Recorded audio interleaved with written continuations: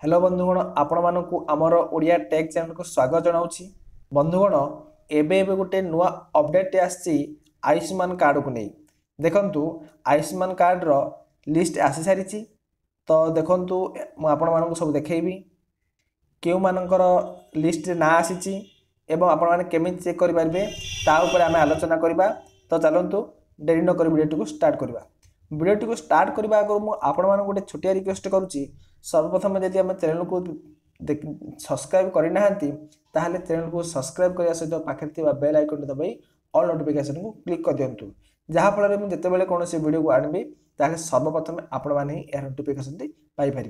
तो चलतु यह आयुष्मान योजना विषय आम डिटेल्स आलोचना करवा। तो देखु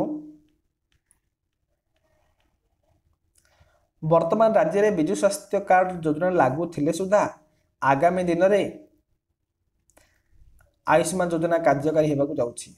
आपण मैंने जानिथिबे विजु स्वास्थ्य कार्ड वर्तमान जो लागू अच्छी ओडिशा रे ताहाको जेमिति बीजेडी सरकार लागू करथिले सेमिति एही विजु स्वास्थ्य कार्ड लागू हेले मध्य आयुष्मान योजना लागू होगा जाऊँगी।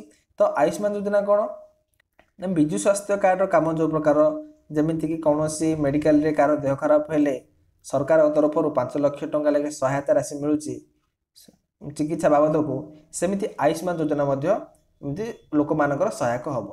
तो आगामी दिन में आयुष्मान योजना कार्यकारी होगा जाऊँगी। राज्यर बीजेपी सभापति सूचना देते तेबे आयुष्मान योजना मध्य विजु स्वास्थ्य कार्ड ठारू बा विजु स्वास्थ्य कार्ड योजना किसी कम नुह। एवं जो आयुष्मान योजना लागू हम ये नहीं बीजेपी सभापति सूचना देते एवं आयुष्मान योजना मध्य विजु स्वास्थ्य कार्ड योजना ठारू किसी कम नुह। विजु स्वास्थ्य कार्ड रे आपण माने जेमिति जेतिकी फैसिलिटी पाउचंती एथिरे मध्य सेति पाइबे। तो एही योजना रे भी लोक मानको मागणा रे चिकित्सा सेवा जोगाई दिया दिबो। आपण माने जेमिति विजु बीएसकेवाई कार्ड जो कहउचंती तो एही विजु स्वास्थ्य कल्याण कार्ड रे जो प्रकार सुविधा सुजोग पाउचंती एही आयुष्मान कार्ड मध्य से प्रकार सुविधा सुजोग पाई परिबे। तो देखंतु उभय ग्रामांचल सहरांचल रे बहुतबा व्यक्ति विशेष को यही योजनार समस्त प्रकार लाभ प्रदान कराउछि। उभय ग्रामांचल हो कि सहरांचल हो यही समस्त ग्रामांचल सहरांचल लोक माननकु यही समस्त योजनार लाभ पाई परिबे। एवं खाली सेतिकी नुह जो माने निजर बासस्थान छाड़ी बाहर को जाई रहउथिबे सेमानकु मध्य ए प्रकार सुविधा प्रदान कर सरकार करछंती।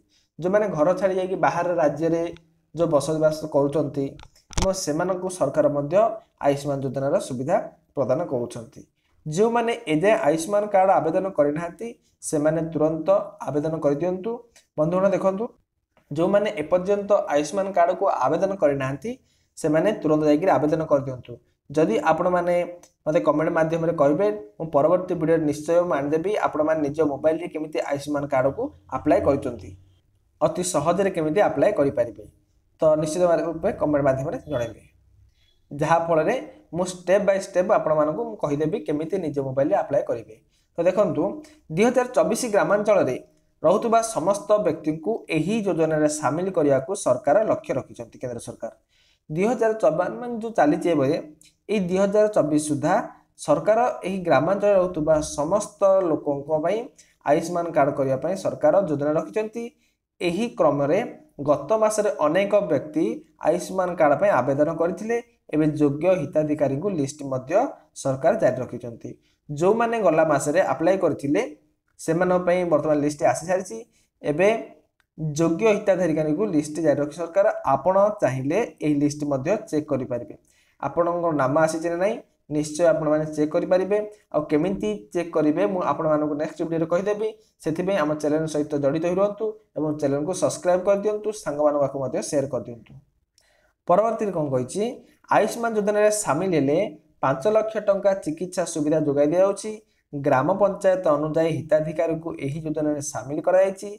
वर्तमान ग्रामांचल रहुतबा प्रत्येक व्यक्ति ग्राम पंचायत लिस्ट निजर नाम बा निज नाम शामिल अच्छी कि नहीं ताहा चेक करि परिबे। तो देखंतु जदि ग्रामांचल जो माने रहउचंती सेमान पई सरकार मध्ये कहउचंती ग्राम पंचायत जो ना अछि सेमानक पई आयुष्मान योजना लागू हो जदि कौन व्यक्ति निज नाम पाई ना तेबे स्वास्थ्य पोर्टाल में जाई चेक करेंगे। तो किसी व्यस्त हूँ मो परवर्ती वीडियो आयुष्मान योजना केमिति चेक करेंगे आप नाम अच्छी ना तो मो वीडियो नहीं आसबि से पर्यंत आम वीडियो को लाइक करदे और चैनल को सब्सक्राइब करदे। रोचे परवर्ती वीडियो देखा।